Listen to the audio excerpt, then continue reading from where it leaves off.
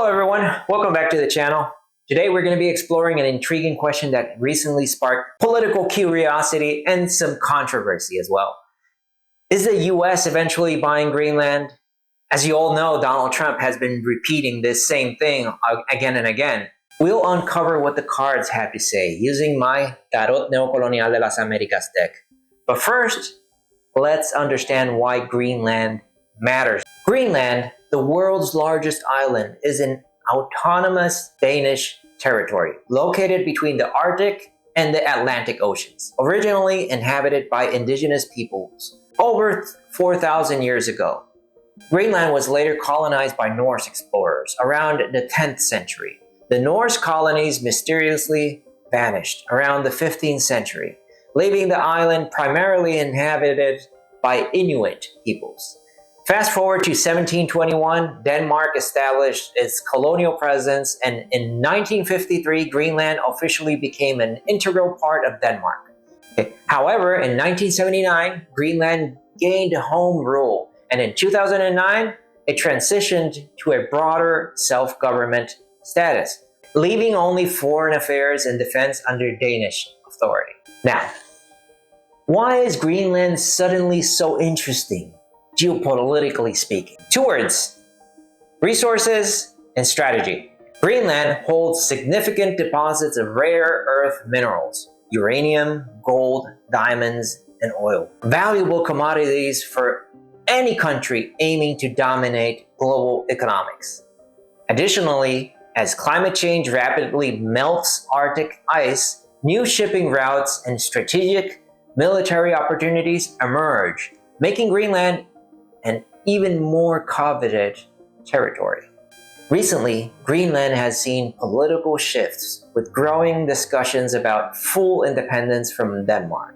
A referendum and recent elections reflect an ongoing debate about the island's future.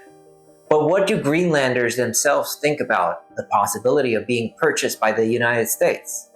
With a population of approximately 56,000 people, primarily Inuit, Greenlanders generally support increased autonomy or full independence, rather than becoming someone else's strategic pawn. When this proposal surfaced back in 2019, most Greenlanders reacted with disbelief, amusement, and outright ridicule, finding the very suggestion laughable. Sounds familiar? Well, I come from Puerto Rico, another island, much smaller of course, and yet eternally caught between two empires, European and American, with the people's voice often overlooked in favor of geopolitical interests.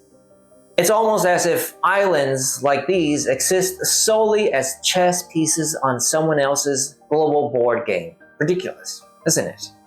But that's how it is. And that's how it always has been. Now, using my Tarot Neocolonial de las Américas, which draws symbolic parallels from colonial history and contemporary global issues, let's delve into what might unfold for Greenland and its relationship with the United States. Let's see what the cards have to say about this. Okay, let's ask the question: what is Greenland's future in regards to the United States of America?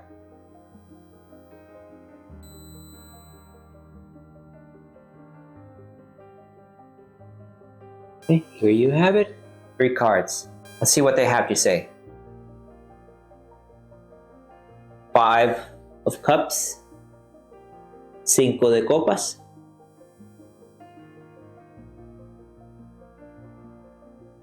5 of Swords. 5 de Espadas.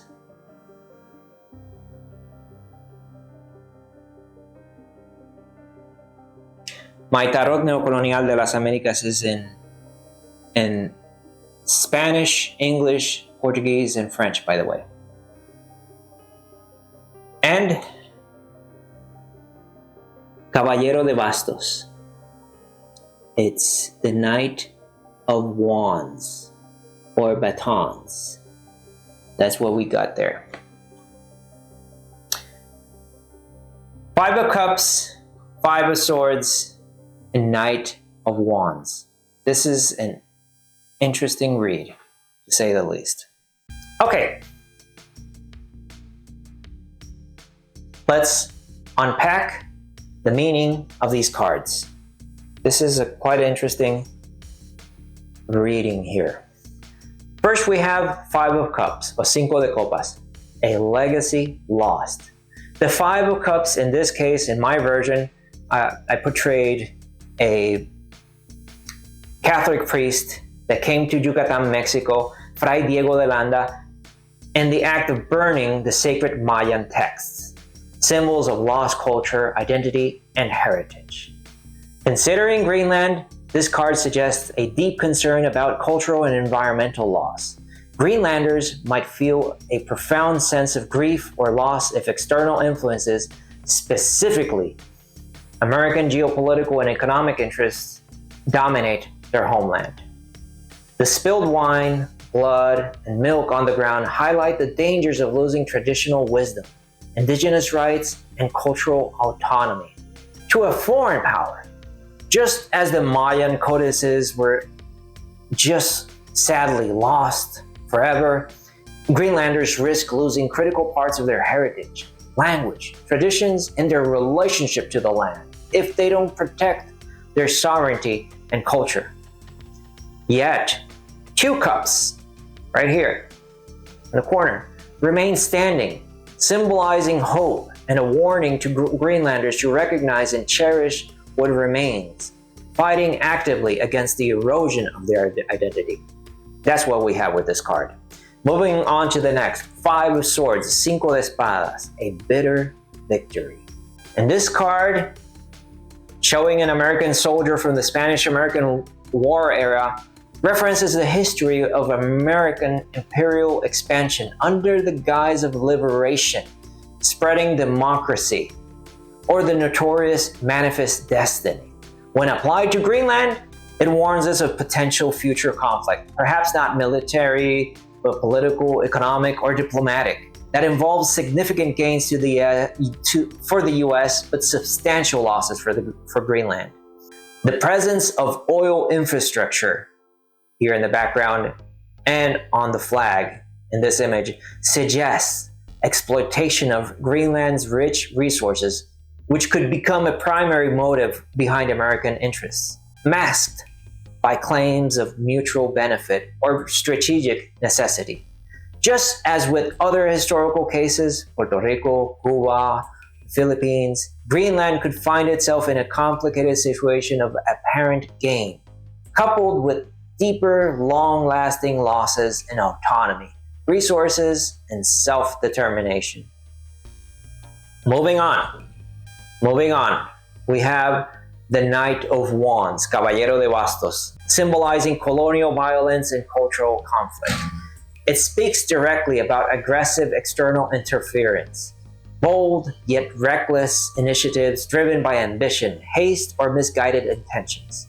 In the Greenland scenario, this card signals an impulsive attempt at intervention or integration, likely driven by short-term economic or geopolitical considerations. It warns of environmental risks, cultural insensitivity, and conflicts that stem from ignoring local concerns. The symbolism of man's violent domination over nature strongly resonates here. It's reflecting on the concerns about rapid exploitation of Greenland's resources and a fragile Arctic ecosystem. Okay, together these cards paint a challenging picture. Greenland faces significant threats of cultural and environmental loss with the Five of Cups. Any future US engagement could result in unequal power dynamics and exploitation despite promises of economic development or strategic security. That's where we have the Five of Swords. And with the Knight of Wands, we have an aggressive or hasty intervention that might lead to irreversible ecological harm, cultural displacement, and deeper resentment among Greenlanders. In essence, Greenland's future with the United States warns against repeated historical, colonial, and imperial mistakes, prioritizing resources and strategic positioning at the expense of local culture, ecology, and autonomy. It is a clear message to tread cautiously, prioritize Greenlandic voices, and remember the lessons of history, particularly from islands and territories caught between the larger powers. But hey, what do I know? I'm just a painter, doing tarot readings here on YouTube. But if you like this, make sure to hit the like button, subscribe, leave me any comments if you think I left anything out. And as I always say, may the gods, angels, muses, whatever you want to call these timeless archetypes be your guides and inspiration. Till the next time, peace. Thank you very much for sticking around till the end. If you enjoyed this video, don't forget to like, hit that subscribe button, and tap the notification bell so you don't miss out on future content. Also, check out the video on the screen right now for more insights and inspiration. Your support means everything to me and helps this channel grow. Thanks again, and I'll see you in the next one.